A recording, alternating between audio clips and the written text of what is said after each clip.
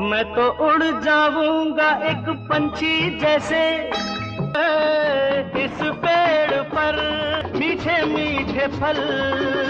नमस्कार दोस्तों, welcome to singing emotion. दोस्तों, आज हम जिस अनोखी फिल्म और उसके संगीत की बात करने जा रहे हैं वो कई मायनों में एक अद्वितीय और यादगार फिल्म है। इस फिल्म में कई ऐसी बातें थी जो पहली बार हुई थी। उदाहरण के तौर पर इस फिल्म में कई ऐसी जोड़ियां थी जो पहली बार बनी, कई ऐसे कलाकार थे जो पहली बार एक साथ आए थे और शायद आखिरी बार भी। तो आज के इस दिलचस्प वीडियो में हम जानेंगे कि कौन से वो गीत थे जो किशोर दा ने पहली बार गुरुदत्त फिल्म्स के लिए गाए थे। क्यों महान संगीतकार एस डी बर्मन ने किशोर दा और मन्ना डे जैसे सिंगर्स को छोड़कर इस फिल्म का एक गीत एक्टर डैनी डेंगजोंगपा से गवाया, जो कि एक रेगुलर सिंगर भी नहीं थे। साथ ही जानेंगे कि कौन सा था वो एकमात्र गीत जिसमें पिता और पुत्र यानी एस डी बर्मन और आर डी बर्मन ने पहली और आखिरी बार एक साथ गाया था। तो बने रहिए इस दिलचस्प जानकारी से भरे वीडियो में हमारे साथ। आप देखना शुरू कर चुके हैं सिंगिंग इमोशन।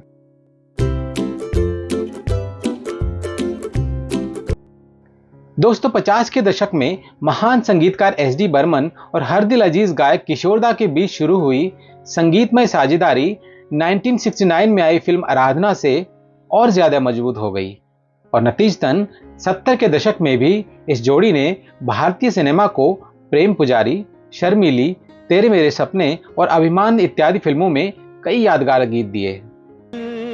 हैं गुल यहाँ मैंने कसम ली। इसी कड़ी में शामिल थी 1973 में आई फिल्म ये गुलिस्तां हमारा, जिसमें एक बार फिर देव आनंद, एस डी बर्मन और किशोर दा की सदाबहार जोड़ी शामिल थी।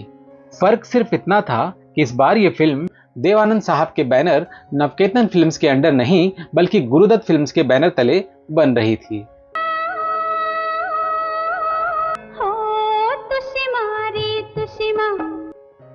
गुरुदत्त साहब का 1964 में निधन हो चुका था, इसलिए अब उनकी जगह उनके भाई आत्माराम उनके बैनर तले फिल्मों का निर्माण और निर्देशन कर रहे थे।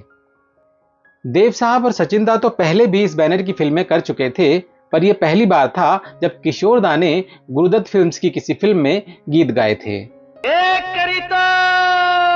अरे ओ परिजो एरी नोखे यार सा। इस फिल्म के मुख्य कलाकार थे देवानंद, शर्मिला टैगोर और प्राण साहब। इस फिल्म की कास्टिंग की खास बात यह थी कि यह एकमात्र ऐसी फिल्म थी जिसमें देवानंद और शर्मिला टैगोर ने साथ में काम किया था।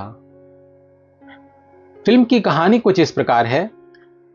भारत सरकार नॉर्थ ईस्ट क्षेत्र के विकास के लिए भारत और चीन की सीमा पर स्थित एक नदी पर पुल बनाने का निर्णय लेती है और इंजीनियर विजय, जो इस फिल्म का नायक है, उसे ये पुल बनवाने का जिम्मा सौंपा जाता है।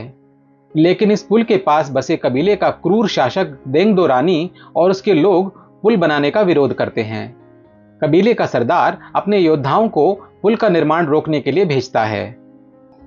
अब फिल्म का नायक विजय कैसे इन प्रतिकूल परिस्थितियों से निपटते हुए अपने कर्तव्य को निभाता है, यही कहानी का सार है। दोस्तों, जब फिल्म में संगीत देने की बात आई तो फिल्म मेकर आत्माराम ने एक समय गुरुदत्त साहब के फेवरेट म्यूजिक डायरेक्टर रहे सचिन देव बर्मन को चुना। फिल्म में कुल 6 गीत थे, जिसमें से किशोर दा ने 2 गीत गाए थे। एक उनका एकल गीत था और एक लता दी के साथ उनका युगल गीत था। दोनों ही गीत बहुत सुंदर हैं। सुनो मेरी बात, लो मेरे साथ, गोरी गाँव की गोरी रे, गुन रही गोरी रे। खासकर किशोर दा और लता जी का युगल गीत गोरी गोरी गांव की गोरी बहुत ही मधुर और कर्णप्रिय है, जो आज भी लोगों की जुबान पर है। इस गीत में किशोर दा की आवाज की कोमलता और ताजगी और लता जी की आवाज का अल्हड़पन दोनों एक दूसरे के पूरक हैं।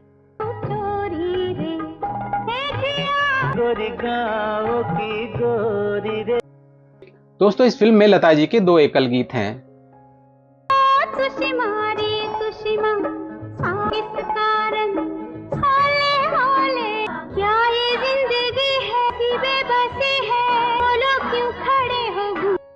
इसके अलावा इस फिल्म में गाया लता जी का एक ग्रुप सॉन्ग इसलिए इतिहास में दर्ज हो गया क्योंकि इस गीत में लता जी के साथ मशहूर संगीतकार पिता पुत्र की जोड़ी एस.डी. बर्मन और आर.डी. बर्मन ने पहली बार साथ में गाया था, जो अपने आप में एक अनोखा रिकॉर्ड है। और ये एकमात्र ऐसा गीत है जिसमें इन दोनों पिता पुत्र की जोड़ी ने साथ में गाया है।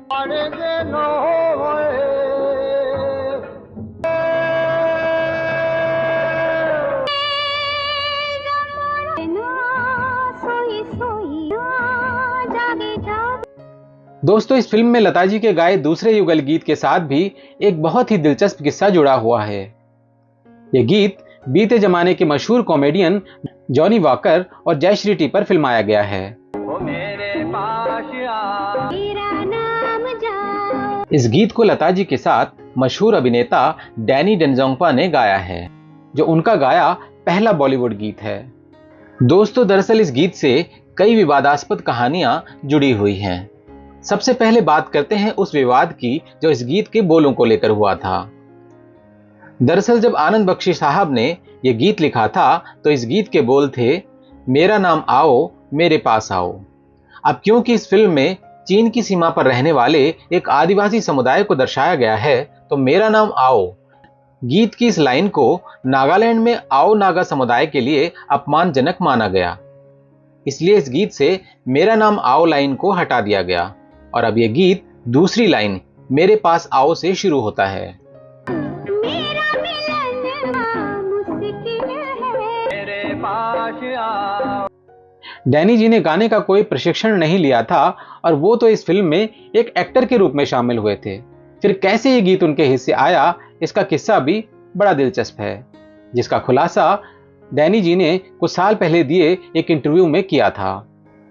अभिनेता डैनी सचिन दा के गरम मिजाज और सिद्धांतों पर अडिग रहने के उनके स्वभाव का किस्सा सुनाते हुए बताते हैं, मैंने ग्रेट गुरुदत्त साहब के भाई आत्माराम द्वारा निर्देशित फिल्म ये गुलिस्तां हमारा में बर्मन दादा के लिए मेरा नाम आओ मेरे पास आओ गाना गाया था।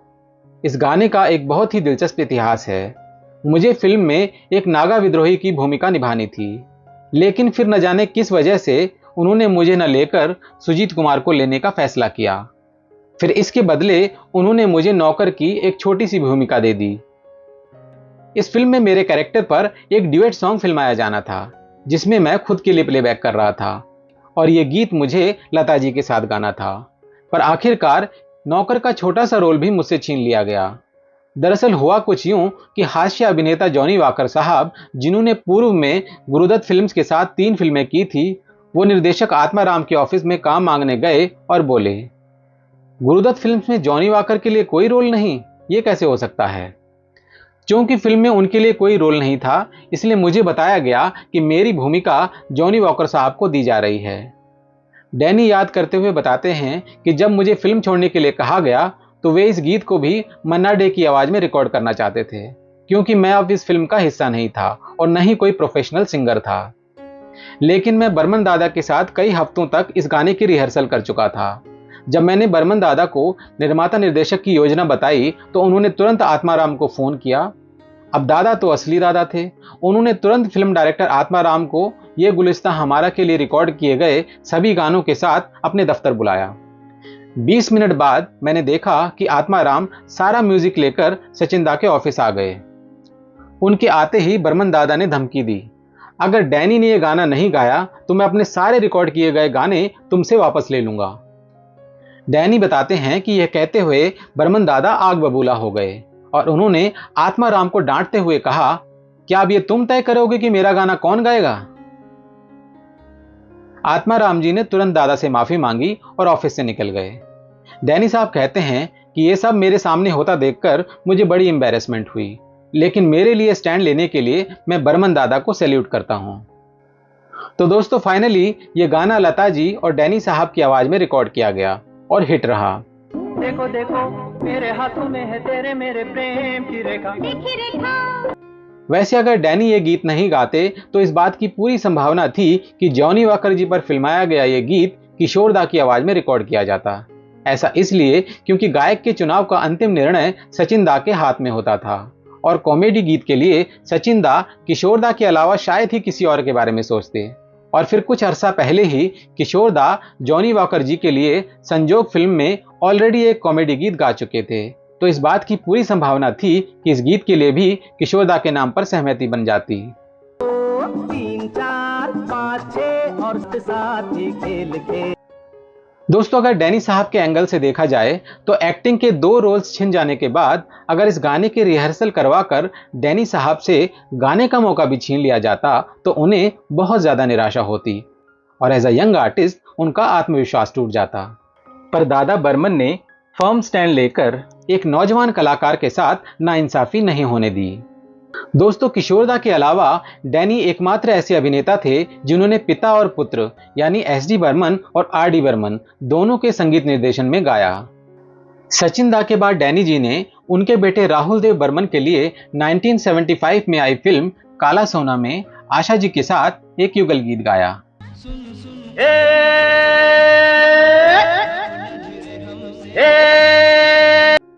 उनकी दूसरी उपलब्धि यह है कि एक फुल टाइम एक्टर और पार्ट टाइम सिंगर होने के बावजूद उन्होंने द ग्रेट मंगेशकर सिस्टर्स यानी लता दी और आशा ताई दोनों के साथ ड्यूएट गाया है। दोस्तों, आपको बताते चलें कि डैनी साहब एक जबरदस्त अभिनेता होने के साथ साथ बहुत अच्छे गायक भी हैं और उन्होंने बॉलीवुड के अलावा कई नेपाली हिट गीत भी गाए हैं। आगे आगे तो पैको भोला पति माशिंगन बहरारा। फ्रेंड्स, डैनी साहब के बारे में ऐसे ही कई दिलचस्प फैक्ट्स जानने के लिए आप उन पर बना हमारा डेडिकेटेड बायोग्राफी वीडियो देख सकते हैं, जिसका लिंक आपको इस वीडियो के डिस्क्रिप्शन में मिल जाएगा। चलिए वापस आते हैं आज की हमारी फिल्म पर। इंटरेस्टिंगली, इस फिल्म के बाद न तो सचिन दा और न ही किशोर दा ने फिर कभी गुरुदत्त फिल्म्स के साथ काम किया। दोस्तों, 1973 में आई देव साहब की ये फिल्म बॉक्स ऑफिस पर तो सफल नहीं रही, पर इसके मेलोडियस गीत संगीत, यूनिक रिकॉर्ड्स और दिलचस्प किस्सों के चलते ये फिल्म हमेशा के लिए इतिहास में दर्ज हो गई। और इस फिल्म की यही विशेषताएं इसे सिने प्रेमियों के लिए एक वन टाइम वॉच बनाती हैं। तो दोस्तों, उम्मीद है 70s के सिनेमा की सुनहरी यादों को ताजा करता हमारा आज का वीडियो आपको पसंद आया होगा। अगर वीडियो पसंद आया हो तो इसे लाइक, शेयर और हमारे चैनल सिंगिंग इमोशन को सब्सक्राइब करना न भूलें, क्योंकि ऐसे ही दिलचस्प किस्से हम आपके लिए लाते रहते हैं। जल्दी ही मिलते हैं एक और नए वीडियो के साथ। तब तक अपना बहुत बहुत ख्याल रखिएगा। Thank you for watching.